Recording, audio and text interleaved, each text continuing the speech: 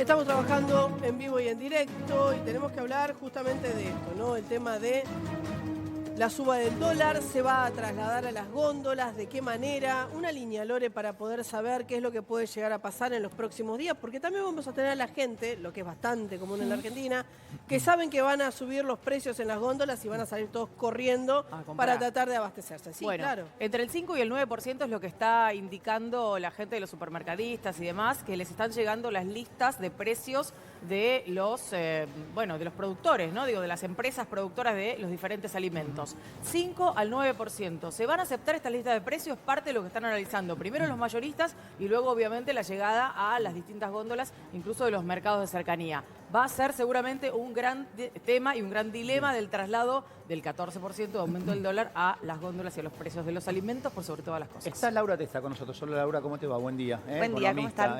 Palabra sagrada hoy en la Argentina. Los economistas tienen la verdad por sobre todas las cosas. Ahora, recién acá debatíamos en la tanda si se va a trasladar este aumento del dólar, en julio casi un 11% el salto, a la góndola. ¿Qué nos importa a nosotros, básicamente a los laburantes? ¿Vos cómo ves esta situación? Mira, siempre que hay devaluaciones, eso se traslada precios. ¿Sí o sí? Siempre. ¿Cuánto se traslada? O sea, ¿cuánto de ese aumento del dólar se traslada a los precios? Depende, en general, de cuánto creo que los productores piensan que pueden vender. En este caso, vos tenés otro ancla. Vos tenías dos grandes anclas para sostener la inflación. Por un lado, el tipo de cambio planchado. Pero por otro lado, los salarios planchados, que eso no dejó de estar planchado. Entonces, hay una especie de reticencia a trasladarlo a precios justamente por esto, porque los productores también quieren vender. Entonces, cuánto pasen a precios me parece que va a tener que ver también con eso y no solamente con el dólar. Porque este fin de semana se abrió un debate, incluso hasta Javier Milei participando, como es habitual el presidente en las redes, tiene mucho tiempo para postear cosas. Hablaba justamente de que van a negar el aumento, que los grandes empresarios o las grandes cadenas de supermercados le van a decir que no va a haber aumento del 8 o 9%. A mí me genera dudas, ¿no? En la Argentina que siempre vivimos, que esto no se traslade, como decís vos, incluso al combustible. Que dicho sea de paso, Lore, vamos a decir, no se va a informar más el aumento del combustible. No. El combustible va a aumentar y vos no te vas a enterrar. No hay informes oficiales y obligados a decir que aumentó el combustible. Es un poco lo que hace este gobierno, ¿no? Es como barrer abajo tirar la mugre abajo de la cama. Alfombra. Y entonces no la veo más. Bueno, el gobierno estaba insistente con que el dólar iba a llegar a 600. El dólar llegó a 1400. Ahora dice que no se va a traspasar a precios. Hay un montón de productores anunciando ya que esto se va a pasar una parte a precios. El aumento de los vehículos, de los 0 kilómetros. El aumento de los vehículos, el aumento de la nafta, que en definitiva lo que impacta es en toda la cadena productiva que después llega efectivamente a las góndolas. El aumento de los alimentos, producto de que los exportadores, lo que intentan es equilibrar o equiparar los precios que pueden vender en el exterior con lo que pueden vender en el mercado interno. Todas estas cosas tienen que ver con cómo funciona la economía, pero sobre todo cómo funciona la economía argentina. Por alguna razón este gobierno está negado a cómo funciona la economía de este país y entonces insiste con que estas cosas no van a pasar. Bueno, se da la cabeza contra la pared una y otra vez porque es muy dogmático, porque no aprovecha determinadas oportunidades que tiene. Cuando el dólar estaba más cerca de 1000, era un excelente momento para que el gobierno comprara dólares y acumulara reservas. Se negó a hacerlo, ahora el dólar está más caro. Estamos viviendo una sangría de dólares porque si bien ha aumentado el precio del dólar, pareciera que todavía es un dólar barato, entre comillas, para la Argentina. Hace un punto ahí, porque siempre está la pregunta clásica de los economistas, ¿no? Hoy el dólar tiene 1.375 el viernes. Sí. Bueno, y siempre se especula con la elección. El dólar hasta la elección lo mantenemos a tanto. Y después de la elección, ¿qué pasa? Están los especuladores que dicen, se dispara. Y otros que defienden a rajatabla la política económica de Caputo. ¿Vos qué ves? Yo no sé si se va a disparar o no, porque creo que va a depender de si el gobierno logra conseguir dólares o no logra conseguir dólares. Y esto es lo que insisto con que no es algo dogmático. La Argentina, si tiene dólares, funciona de una manera. Si no tiene dólares, funciona de otra manera. como en cualquier país del mundo, pero acá hay algunos elementos que hacen que eso se agudice de alguna manera.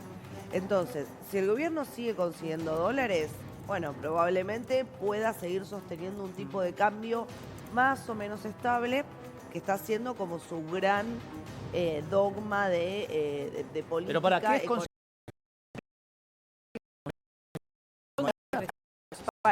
Podría ser eso, lo más sano para una economía es que consiga dólares genuinos, que eso es parte de las exportaciones o por parte de inversiones. Eso no pareciera estar pasando. Pero bueno, no puedo negar que vaya a pasar. Si por alguna mágica razón, porque digo mágica, porque el gobierno no pareciera estar haciendo nada para que eso suceda concretamente.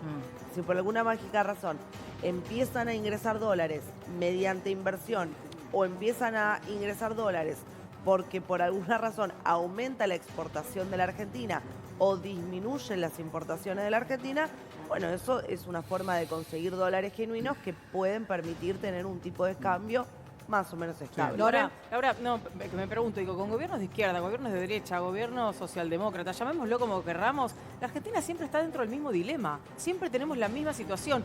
¿Dónde están esas inversiones que en algún momento parecía que iban a llegar? Con los gobiernos kirchneristas, con Mauricio Macri, ahora con Milei, nunca aparecen las inversiones.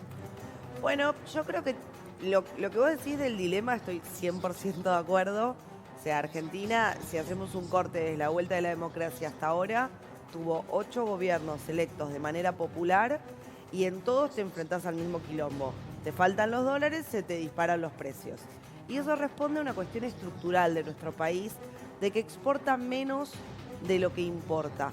Y entonces en algún momento cuando el mercado olfatea esa devaluación que se viene, traslada todo a precios y entonces empiezan estos ciclos que generan mucho resentimiento en la economía, que uno los vive en el día a día, pero que en la economía macroeconómica eso pasa. Ahora, lo que decía de las inversiones, es cierto que no hemos logrado inversiones estables en el largo plazo. Eso creo que tiene que ver justamente con la inestabilidad en la economía y sobre todo que en la medida de que cambian los gobiernos, las políticas económicas cambian mucho. Y eso a los inversores no es algo atractivo. Si vos vas a poner, no te estoy hablando de que para nosotros sería un montón de plata, pero no te estoy hablando de $100.000. Te estoy hablando de millones y millones de dólares en una inversión. Bueno, vos querés que durante 20 años esa inversión sea más o menos estable.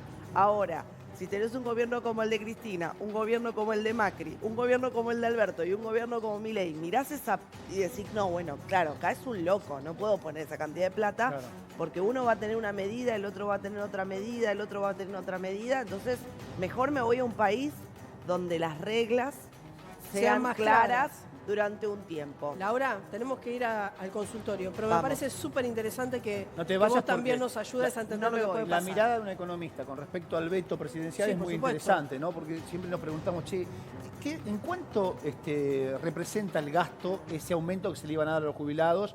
Y para entender el veto, si era significativo o no.